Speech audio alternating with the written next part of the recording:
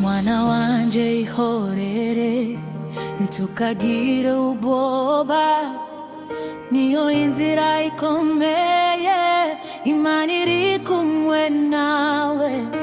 Nubwo abandi baseka bakagusiga inyuma, Uwiteka arakubona, azi agahinda kawe.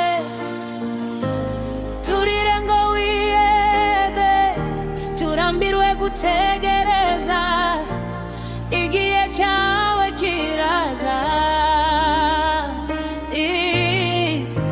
Imana ndijya yibagirwa be.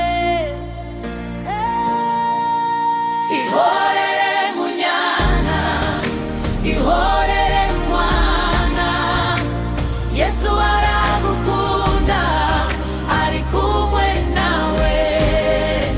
Iyo waba wenyine, nturi wenyine rwose, hari ukuboko kw'Imana kugufashe.